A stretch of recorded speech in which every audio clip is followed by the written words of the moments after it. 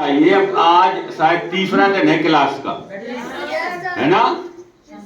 तो सभी बच्चों को क्लास में आना, पहले तो सब अपना अनुभव बताएं कि यहाँ से जाने के बाद या 8 दिन में एक दिन आते हैं तो कैसा महसूस करते हैं? अच्छा महसूस करते हैं ना? अच्छा, दूसरी चीज ये भी है, सभी लोग पढ़ते हैं, हाई स्कूल में पढ़ते हैं ना, 9th में पढ़ते हैं, 10th में पढ़ते हैं, हाई स्कूल। इंटर वाले भी होंगे, हैं इंटर वाले कुछ? 7 ठीक है, जूनियर में पढ़ते हैं। तो सभी बच्चे ये बताएं, यहां पर आए, ये किया, कुछ क्रियाएं की, अच्छा लगा, तो ये सब क्या है, इसके बारे में कभी यहां से जाने के बाद चिंतन किया, सोचा? क्यों भाई, क्यों होता है? विज्ञान तो पढ़ते हैं ना 9th में, जूनियर में सभी लोग साइंस पढ़ते कि नहीं पढ़ते? तो साइंस क्या है? साइंस क्या है? साइंस किताबों में है क्या? केवल किताबों में है साइंस? गणित केवल किताबों में है? बस्ते के अंदर किताबों में ही है कि बाहर भी है? तो जब तक हम उसको अपने व्यवहारिक जीवन से नहीं जोड़ेंगे, आप बहुत अच्छी तरह समझ लीजिए, आनंद आएगा। व्यवहारिक जीवन का मतलब जानते हो ना? दिनचर्या में शामिल नहीं करेंगे, एक्टिविटी में अपने प्रत्येक में नहीं शामिल करेंगे, या प्रत्येक चीज का कारण नहीं सोचेंगे, तो हमने विज्ञान क्या पढ़ी बताओ? कोई चीज हम जा रहे हैं, हमें देखने को मिल रही है, तो अब बताओ, ये वैज्ञानिकों के नाम सुने हैं आपने? साइंटिस्ट कैसे बने हैं? न्यूटन ने कैसे, न्यूटन ने इतना बड़ा नाम किया फिजिक्स में, भौतिक विज्ञान में, न्यूटन ने कैसे किया? सभी को मालूम होगा। अगर वो नहीं सोचता, वो भी सोचता, पेड़ के नीचे लेटा, जब सेब का पेड़ वो फल गिरा तो उसके दिमाग में यही चीज आती है कि अरे सेब गिरा, बहुत अच्छा रहा, खा लो, आनंद आ जाएगा, बस पर्याप्त। क्यों भाई? तो वो क्यों उसने सोचा कि आखिर गिरा क्यों, नीचे ही क्यों गिरा? कहने का तात्पर्य है, तब उसने जाकर के, जब ये सोच करके उसके दिमाग में आया, तब कहीं जाके गुरुत्वाकर्षण का नियम बना और उसने न्यूटन के 3 नियमों की खोज की। और ऐसी खोज की आज भी वो सभी बच्चे पढ़ते हैं, पढ़ते रहे, अभी तक पढ़ते रहे, हमने भी पढ़ा, आप भी पढ़े, सभी पढ़ रहे, क्योंकि वो आज सत्य है। कोई भी वैज्ञानिक हो बिना सोच के नहीं बन सकता है। तो हम विज्ञान पढ़ते हैं, हमें विज्ञान को जब तक व्यवहारिक जीवन से नहीं जोड़ेंगे, हमारा कहने का मतलब यही था केवल कि आप लोग आए, आपने समझा, तो क्या कभी इसके बाद भी सोचा कि ये क्या है, ये क्यों करती रहती? सुबह सुबह से पागल हैं सब लोग, जाते हैं सुबह में ठंड में हवा फुसकारते हैं, कहीं ये करते बनाते हैं, कहीं ऐसा करते वैसा करते। कभी सोचा कि ये कोई मतलब क्या है इसका? है बताइए। सभी ने विज्ञान पढ़ी है ना? सभी ने पढ़ी है ना? तो बताइए, जीव की जो संरचना है उसकी सबसे छोटी इकाई क्या है? यूनिट, सबसे छोटी यूनिट कोशिका। बिल्कुल गुड, कोशिका है ना? और कोशिका में भी जानते हैं आपको, पावर हाउस जानते हो किसको कहते हैं? माइटोकॉन्ड्रिया को, गुड, है ना? अब पावर हाउस, वहां कोई कनेक्शन थोड़ी वहां से एनटीपीसी से जुड़ा है।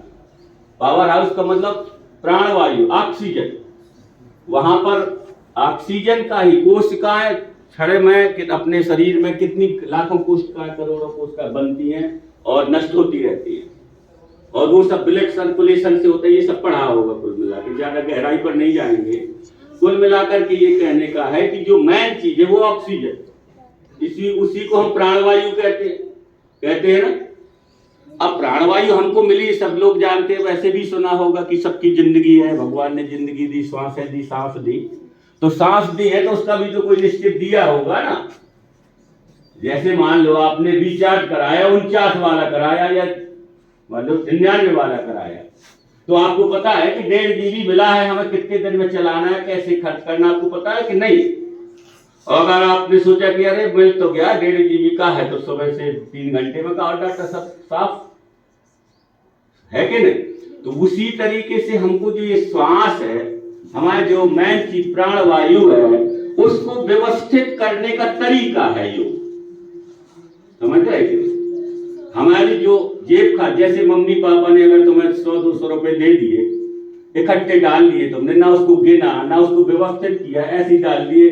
कुछ लेना है अठन्नी की चीज और पूरे ऐसे निकाल के दे दो, ना गिना ना ध्यान ना कुछ, क्या जितने कहा है तो पड़े हैं, बस दोनों जेब भरी है, क्या जितना खर्च करते रहो और बाद में क्या होगा पता ही नहीं रहेगा, हिसाब ही नहीं मिलेगा। तो हमें जो शरीर में जो श्वासों रूपी का खजाना मिला है, प्राणवायु लेने का और देने का, उसमें भी तो हमारा कुछ नियम होना चाहिए ना। तो उसी को व्यवस्थित करना, जैसे कंप्यूटर होता है, कंप्यूटर में बाहर के पार्ट्स होते हैं और अंदर के पार्ट्स होते हैं। बाहर के पार्ट्स को क्या कहते हैं? हार्डवेयर में कहते हैं, और अंदर के पार्ट में जो अंदर होता है उसको सॉफ्टवेयर कहते हैं। तो वही चीज है, शरीर हमारा हार्डवेयर है। अब इसकी सुरक्षा नहीं करेंगे, हम इसको नियमित नहीं करेंगे, तो हम बताइए कि क्या करेंगे? हम क्यों पढ़ते हैं, पढ़ाई क्यों करते, शिक्षा क्यों ग्रहण करते हैं? बताइए भाई, कोई जवाब दे। हम लोग सुखी रहें, स्वस्थ रहें, निरोग रहें। शिक्षा इसीलिए तो कर रहे हैं ना कि उपयोगी बने, समाज के लिए, घर के लिए, परिवार के लिए, हमारी सोच अच्छी हो और बाद में हम सुखी भी रहे। अब सुखी, सबसे बड़ा सुख क्या है? जब खूब पैसा हो गया, सब कुछ हो गया, पढ़ लिया, बहुत अच्छे इंजीनियर डॉक्टर बन गए, अब पता चला कि शारीरिक रूप से हम स्वस्थ ही नहीं रहते, तो बताओ उस पैसे का उपभोग करने में मजा आएगा? कोई आनंद नहीं आएगा जब तक शरीर सुखी नहीं होगा। तो पढ़ाई के साथ साथ अपनी सोच को भी बदलते हुए, और इसको योग का मतलब यही है कि हमारा एक नियमित, हर चीज का सिस्टमैटिक होना चाहिए, अनियमित नहीं होना चाहिए। जगना है, दिनचर्या हमारी निश्चित होनी चाहिए, सुबह व्यवस्थित दिन का हमारा रूटीन होना चाहिए। अच्छे पढ़ने वाले बच्चे अपना रूटीन बनाए रहते हैं कि हमको बस इतने टाइम पढ़ना है, इतना पढ़ना है, इस तरीके से पढ़ना। और पढ़ाई में खास करके जो हमने बताया भी कि जो साइंस है, मैथ्स है, कोई भी चीज, उसको व्यवहारिक जीवन से जरूर जोड़िए। व्यवहारिक जीवन से नहीं जोड़ेंगे तो कोई मतलब नहीं है उसका। कोई चाहे जो भी ज्ञान हो, चाहे अध्यात्म वाला हो, चाहे किसी विषय का हो, और खास करके साइंस तो जानते ही है। कारण जब तक हम नहीं सोचेंगे और उसके बारे में चिंतन नहीं करेंगे, तो कोई परिभाषा रटने से थोड़ी विज्ञान हमने पढ़ ली। बताइए, परिभाषा रटने से थोड़ी विज्ञान पढ़ ली। हमने खूब ओम के नियम पढ़ लिए, हमने सब कुछ पढ़ लिया, हम क्रिकेट न्यूटन के नियम पढ़ लिए, गति के नियम पढ़ लिए, और हमें पता है हम अगर भाला फेंकने जा रहे हैं, गोला फेंकने जा रहे हैं, तो हमें उसमें भी सिस्टम लगता है कैसे फेंकना है। बॉलिंग कर रहे हैं क्रिकेट में तो उसमें भी है कैसे करना है, कैच पकड़ते हैं। तो ये सब क्या है?